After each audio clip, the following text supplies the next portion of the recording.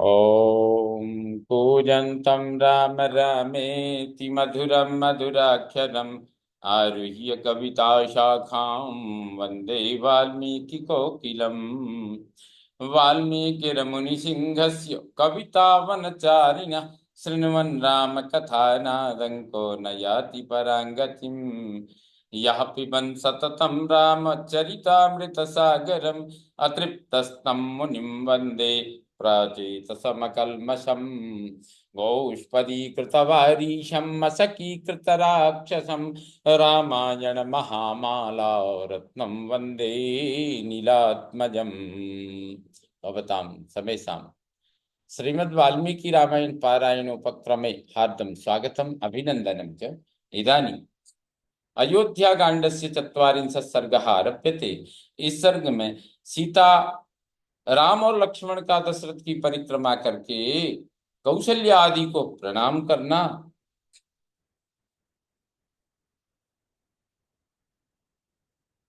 कौशल्या आदि को प्रणाम करना, सुमित्रा का लक्ष्मण को उपदेश, सीता सहित श्री राम और लक्ष्मण का रथ में बैठकर वन की ओर प्रस्थान, पूर्ववासियों तथा रानियों सहित महाराज दशरथ की शोकाकुल अवस्था।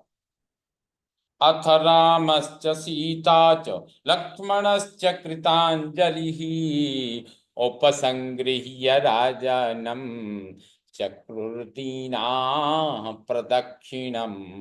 तदनंतर राम, लक्ष्मण और सीता ने हाथ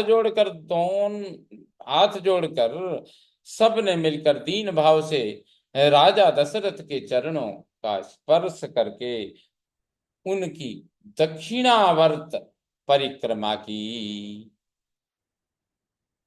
तम चापि समनुज्ञाप्य धर्मज्ञः सह सीतया राघवः शोकसम्मूढो जननीमभ्यवादयत्। उनसे विदा लेकर सीता सहित धर्मज्ञ रघुनाथ जी ने माता का कष्ट देखकर शोक से व्याकुल हो उनके चरणों में प्रणाम किया।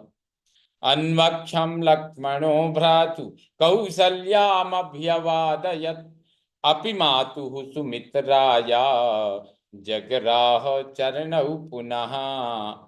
श्री राम के बाद लक्ष्मण ने भी पहले माता कौशल्या को प्रणाम किया, फिर अपनी माता सुमित्रा के भी दोनों पैर पकड़े। तम वंदमानं रुदति माता सौमित्रिमब्रवीत् हित कामा महाबाहुम मूर्ध्न्युपाघ्राय लक्ष्मणम।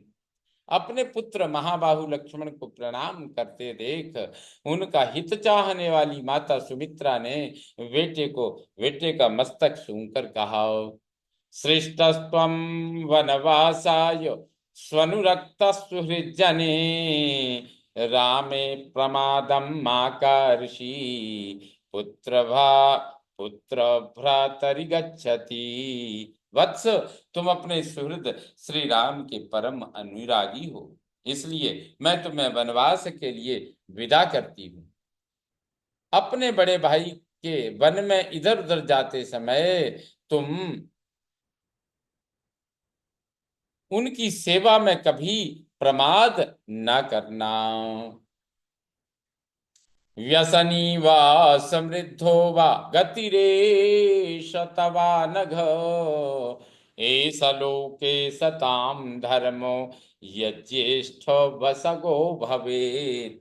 ये संकट में हो या समृद्धि में, ये यही तुम्हारी परम गति है निष्पाप लक्ष्मण।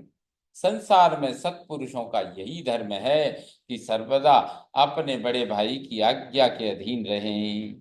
इदं हि वृत्तमुचितं कुलस्यास्य सनातनम् दानं विद्धि दानं दीक्षा च यज्ञेषु तनुत्यागो मृधेषु ही।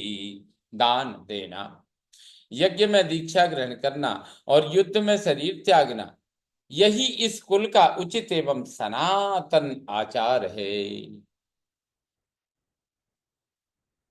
ये सनातन की, रघुवंश की परंपरा, रघुवंश की संस्कृति क्या बता रहे हैं कि दान देना, यज्ञ में दीक्षा ग्रहण करना और युद्ध में शरीर त्यागना, यही इस कुल का उचित एवं सनातन आचार है।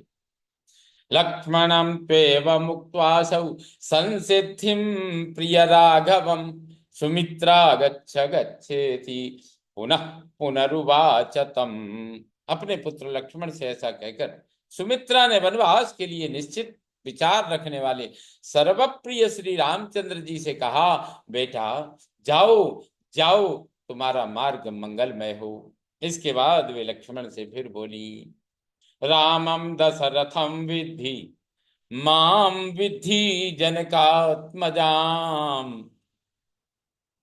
अयोध्यामटवीं विद्धि गच्छतात यथा सुखम।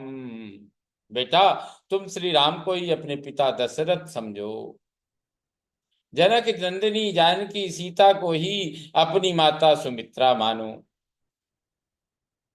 और वन को ही अयोध्या जानो। अब सुख पूर्वक यहाँ से प्रस्थान करो। ततस्तु मंत्र काकुत्स्थम प्राञ्जलिर्वाक्यमब्रवीत् विनीतो विनयज्ञश्च मातलिर्वासवं यथा। इसके बाद जैसे मातली इंद्र से कोई बात कहते हैं, उसी प्रकार विनय के ज्ञाता सुमंत्र ने ककुत्स कुलभूषण श्री राम से विनय पूर्वक हाथ जोड़कर कहा,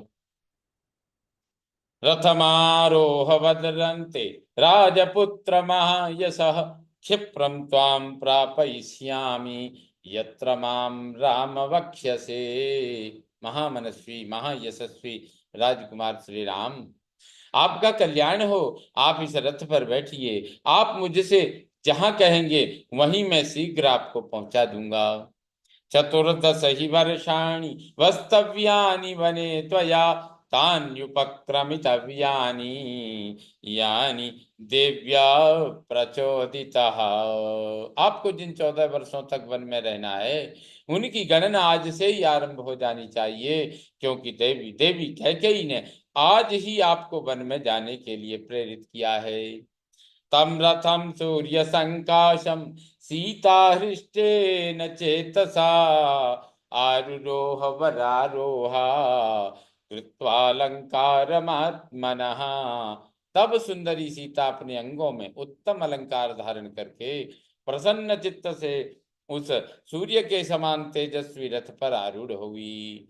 वनवासम ही संख्याय वासांस्यावरणानि च भर्तारमनुगच्छन्त्यै सीतायै श्वशुरो ददौ। पति के साथ जाने वाली सीता के लिए उनके ससुर ने वनवास की वर्ष संख्या गिनकर उसके अनुसार ही वस्त्र और आभूषण दिए थे। तथैवायुध जातानि भ्रातृभ्यां कवचानि च रथोपस्थे प्रविन्यस्य सचर्म कठिनम च यत्। इसी प्रकार महाराज ने दोनों भाई श्री राम और लक्ष्मण के लिए जो बहुत से अस्त्र शस्त्र और कवच प्रदान किए थे, उन्हें रथ के पिछले भाग में रखकर उन्होंने चमड़े से मड़ी हुई पिटारी और खंती या कुदारी भी उसी पर रख दी। अथोज्वलन संकाशम चामीकर विभूषितम तमारुरुह तुस्तूर्णम भ्राता भ्रातरौ राम लक्ष्मणौ। इसके बाद दोनों भाई श्री राम और लक्ष्मण उस अग्नि के समान दीप्तिमान सुवर्ण भूषित रथ पर शीघ्र ही आरूढ़ हो गई। सीता तृतीयानारूढ़ान् दृष्ट्वा रथमचोदयत् सुमंत्र सम्मतानस्वान् वायुमेघ समांजवे। जिनमें सीता की संख्या तीसरी थी, उन श्री राम आदि को रथ पर आरूढ़ हुआ देख सारथी सुमंत्र ने रथ को आगे बढ़ाया। उसमें जुते हुए वायु के समान वेगशाली उत्तम घोड़ों को हाँका। प्रयाते तु महारण्यम चिररात्राय राघवे बभूव नगदे मूर्छा बल मूर्छा जनस्य च। जब श्री रामचंद्र जी सुदीर्घ काल के लिए महान वनवास की ओर जाने लगे, उस समय समस्त पूर्ववासियों सैनिकों तथा दर्शक रूप में आए हुए बाहरी लोगों को भी मूर्छा आ गई।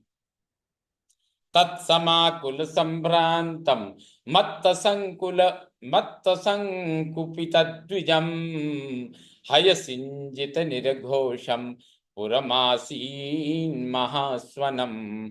उस समय सारी अयोध्या में महान कोलाहल मच गया। सब लोग व्याकुल होकर घबरा उठे। मत वाले हाथी श्री राम के वियोग से कुपित हो उठे और इधर उधर भागते हुए घोड़ों के हिनहिनाने एवं उनके आभूषणों के खनखनाने की आवाज सब ओर गूंजने लगी। ततः सबाल वृद्धा सा पुरी परम पीड़िता राममेवाभिदुद्राव धर्मार्थ सलिलम यथा। अयोध्यापुरी के आबाल वृद्ध सब लोग अत्यंत पीड़ित होकर श्री राम के ही पीछे दौड़े, मानो धूप से पीड़ित हुए प्राणी पानी की ओर भागे जाते हों।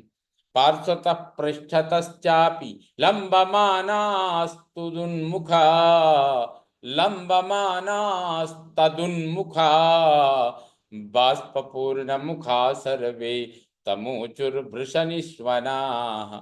उनमें से कुछ लोग रथ के पीछे और अगल बगल में लटक गए। सभी श्री राम के लिए उत्कंठित थे और सबके मुख पर आंसुओं की धारा बह रही थी। वे सबके सब उच्च स्वर से कहने लगे, संयच्छवादिनां रश्मीन सूतया हि शनै शनै मुखम द्रक्ष्याम रामस्य दुर्दर्शम दुर्दर्शम नो भविष्यति। सूत, घोड़ों की लगाम खींचो, रथ को धीरे धीरे ले चलो, हम श्री राम का मुख देखेंगे। रथ को धीरे धीरे ले चलो, हम श्री राम का मुख देखेंगे, क्योंकि अब इस मुख का दर्शन हम लोगों के लिए दुर्लभ हो जाएगा। आयसं हृदयं नूनं राम मातुर संशयम् यद्देव गर्भ प्रतिमे वनम याति न भिद्यते। निश्चय इस रामचंद्र जी की माता का हृदय लोहे का बना हुआ है, इसमें तनिक भी संशय नहीं है। तभी तो देव कुमार के समान तेजस्वी पुत्र के वन की ओर जाते समय उनका हृदय फट नहीं जाता है। कृतकृत्या हि वैदेही छाएवानुगता पतिम न जहाति रता धर्मे मेरुमर्क प्रभा यथा। विदेह नंदिनी सीता कृतार्थ हो गई, क्योंकि वे पतिव्रत धर्म में तत्पर रहकर छाया की भांति पति के पीछे पीछे चली जा रही। वे श्री राम का साथ उसी प्रकार नहीं छोड़ती हैं जैसे सूर्य की प्रभा मेरु पर्वत का त्याग नहीं करती है। अहो लक्ष्मण सिद्धार्थ सततम प्रियवादिनम भ्रातरम देव संकाशम यस्त्वं परिचरिष्यसि। अहो लक्ष्मण, तुम भी कृतार्थ हो गए, क्योंकि तुम सदा प्रिय वचन बोलने वाले अपने देवतुल्य भाई की वन में सेवा करोगे। महत्येषा हि ते बुद्धिरेष चाभ्युदयो महान् एष स्वर्गस्य मार्गश्च यदेनम अनुगच्छसि। तुम्हारी यह बुद्धि विशाल है, तुम्हारा यह महान अभ्युदय है और तुम्हारे लिए यह स्वर्ग का मार्ग मिल गया है, क्योंकि तुम श्री राम का अनुसरण कर रहे हो। एवं वदन्तस्ते सोढ़ुम न से कुर्वास्पमागतम नरांतम अनुगच्छन्ति प्रियमिक्ष्वाकुनंदनम। ऐसी बातें कहते हुए वे पूर्वासी मनुष्य उमड़े हुए आंसुओं का वेग न सह सके। वे लोग सबके प्रेम पात्र इक्ष्वाकु कुलनंदन श्री रामचंद्र जी के पीछे पीछे चले जा रहे थे। अथ राजा वृत स्त्रीभिर दीनाभिर्दीन चेतनः निर्जगाम प्रियम पुत्रम द्रक्ष्यामीति ब्रुवन् गृहात्। उसी समय दयनीय दशा को प्राप्त हुए अपनी स्त्रियों से घिरे हुए राजा दशरथ अत्यंत दीन होकर मैं अपने प्यारे पुत्र श्री राम को देखूंगा, ऐसा कहते हुए महल से बाहर निकल आए। शुश्रुवे चाग्रत स्त्रीणां रुदतीनां महास्वनः यथा नादः करेणूनां बद्धे महति कुंजरे। उन्होंने अपने आगे रोती हुई स्त्रियों का महान आर्तनाद सुना। वह वैसा ही जान पड़ता था जैसे बड़े हाथी यूथपति के बांध लिए जाने पर हथिनियों का चीत्कार सुनाई देता है। पिता हि राजा काकुत्स्थ श्रीमान् सन्नस्तदा बभौ परिपूर्णस्य काले ग्रहेणोपप्लुतो यथा। उस समय श्री राम के पिता ककुत्सवंशी श्रीमान राजा दशरथ उसी तरह खिन्न जान पड़ते थे जैसे पर्वत के समय राहु से ग्रस्त होने पर पूर्ण चंद्रमा श्रीहीन प्रतीत होते हैं। सच श्रीमान चिंत्यात्मा रामो दशरथात्मजः सूतं संचोदयामास त्वरितं बाह्यतामिति। यह देखकर अचिंत्य स्वरूप दशरथ नंदन श्रीमान भगवान राम ने सुमंत्र को प्रेषित करते हुए कहा, आप रथ को तेजी से चलाइए। रामो याहीति तं सूतं तिष्ठेति च जनस्तथा उभयं नासकत्सूतः कर्तुमध्वनि चोदितः। एक और श्री रामचंद्र जी सारथी से रथ हाँकने के लिए कहते थे और दूसरी ओर सारा जन समुदाय उन्हें ठहर जाने के लिए कहता था। इस प्रकार दुविधा में पड़कर सारथी सुमंत्र उस मार्ग पर दोनों में से कुछ न कर सके, न तो रथ को आगे बढ़ा सके और न सर्वथा रोक ही सके।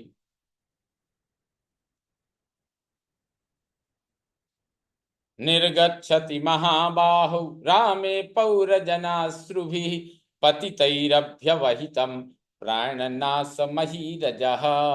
महाबाहु श्री राम के नगर से निकलते समय पूर्ववासियों के नेत्रों से गिरे हुए आंसुओं द्वारा भीग कर धरती की उड़ती हुई धूल शांत हो गई।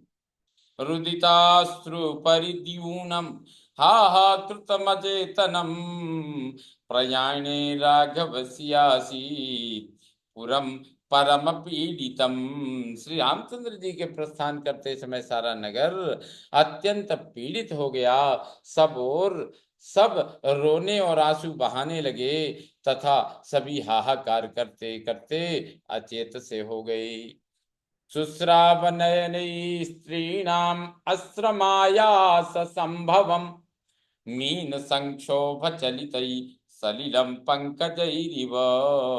नारियों के नेत्रों से उसी तरह खेद जनित अश्रु झर रहे थे जैसे मछलियों के उछलने से हिले हुए कमलों द्वारा जल कणों की वर्षा होने लगती है।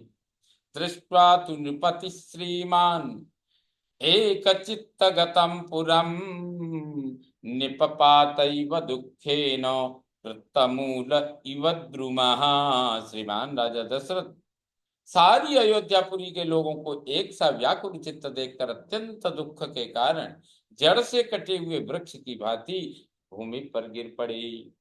ततो हलहला शब्दो जज्ञे रामस्य पृष्ठतः नराणां प्रेक्ष्य राजानं सीदंतं वृषदुःखितम्। उस समय राजा को अत्यंत दुख में मग्न हो कष्ट पाते देख श्री राम के पीछे जाते हुए मनुष्यों का पुनः महान कोलाहल प्रकट हुआ। हा रामेति जना केचित् राम मातेति चापरे अंतःपुर समृद्धं च क्रोशंतम पर्यदेवयन्। अंतःपुर की रानियों के सहित राजा दशरथ को उच्च स्वर से विलाप करते देख कोई हा राम कहकर और कोई हा राम माता की पुकार मचाकर करुण क्रंदन करने लगे। अन्वीक्षमाणो रामस्तु विषण्णं भ्रान्तचेतसं राजानं मातरं चैव ददर्शानुगतौ पथि। उस समय श्री रामचंद्र जी ने पीछे घूमकर देखा तो उन्हें विषादग्रस्त तथा भ्रांत चित्त पिता राजा दशरथ और दुख में डूबी हुई माता कौशल्या दोनों ही मार्ग पर अपने पीछे आते हुए दिखाई दिए।